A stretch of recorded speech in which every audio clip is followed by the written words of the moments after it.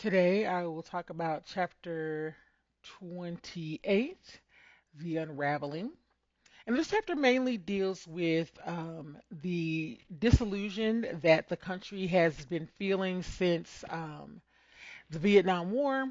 As we talked about before, there were times where the presidency was portraying the United States as winning the war, but when in fact, based on television and journalists on the ground, we were not.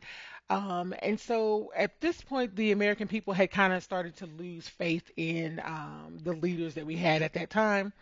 This was also during a time where, the decline from the economic boom had finally reached the bottom. There was inflation and stagnation and a rise in unemployment. They called it stagflation.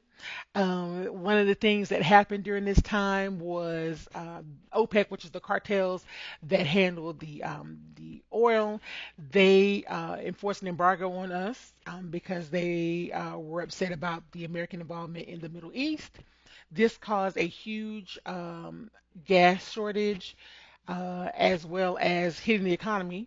There were people that the book talks about, they were lined up for hours waiting to get gas, and it was gas that was, they were running out of gas, gas shortages as well. Another thing that factored into that was the auto industry in places like, for example, like Detroit.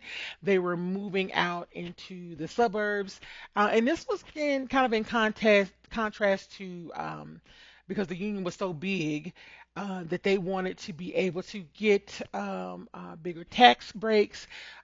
They moved to places that were anti-union. Even as far as the South, there was another migration where a lot of people moved to the South to follow behind the auto industry jobs. And because the auto industry jobs moved out of the cities, a lot of manufacturing jobs that supported the auto industry had to shut down as well. A lot of those businesses moved overseas where it was easier to kind of get away with things, cut costs, and charge and pay a low wage, even lower than what they were paying in the South for workers, because again they were anti-union, so they could basically do what they wanted to do with that. Excuse me, with the moving of the migration back down to the south and to the west, they call it the Sun Belt. Even though those industries were down there, they weren't, the country, the educational system was not catered to, with Lyndon Johnson, of course, where it would support training and teaching to be able to handle those uh, high tech jobs, right? So they had a lot of jobs that paid well in the South, but there wasn't really enough people to to actually fill those positions. And a lot of the good positions or the higher positions went to people that kind of migrated. So the native white person there was not able to kind of take advantage of that. Of course, with that, that would mean that the African Americans weren't able to take advantage of that either. So that was a lot of concerns with that as well. Um, we talked about Watergate with President Nixon, basically trying to one, cover up the Vietnam War. There was paperwork, documents that showed that the president, Lyndon Johnson, was lying about us winning the war when we actually were not.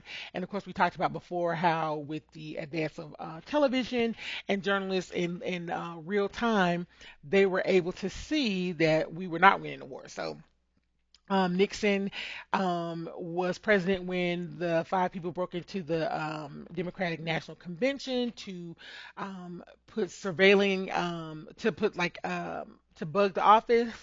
Excuse me. They were caught, of course, and after, even though they could not tie Nixon originally to the crime, there were instances where Nixon had been had been heard saying, talking about wiretapping and bugging several offices. And after Woodward and Bernstein, some investigative journalists did a deep dive. They were able to connect it to like the CIA, the FBI, and the White House. So Congress did bring up impeachment charges, but before it could be passed, Nixon went ahead and resigned, which of course then after Nixon, we had, excuse me, we had mm, Jimmy Carter. And with Jimmy Carter, he didn't really run on a platform or like a specific thing. He was just a regular guy, right? He was approachable, he was honest, he represented morality, and people needed that after the whole thing with Richard Nixon, and so he was able to become president. But of course, as all presidents do, he inherited a lot of issues. There was, the economy was pretty crazy. There was political corruption.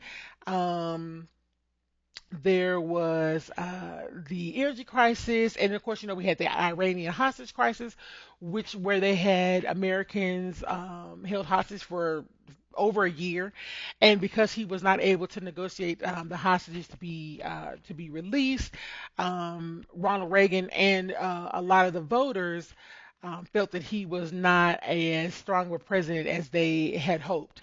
Of course, it's also during a time of cultural change and social movements. We talked about rock and roll and the youth rebelling last chapter. This chapter again is talking more on the feminist movement. They were pushing for equality, for education, for employment, and reproductive rights. Big thing that happened during that time was the Roe versus Wade, which legalized abortion. We know, of course, that's been overturned. This was also during a time where divorce became less of a stigma, so divorcing was up, as well as the LGBTQ. They were also still being active, having protests, standing up against law enforcement, just trying to be seen as equal. And then, of course, with the environmentalists, we have, with their activism, was part of forming the Clean Air Act and the establishment of the Environmental Protection Agency. Now, with Jimmy Carter and all the different changes that was going on, there was a large conservative movement between religious traditionalism with with the churches against, the LGBTQ. Then, of course, with the divorce rate, which was de-emphasizing family values. A lot of people were not happy with the way the world was turning. So, in Marx's Ronald Reagan, yes, the television actor, and he stood on his platform was patriotism, cutting taxes, rolling back government regulation. Excuse me. He really kind of started the era of conservatism.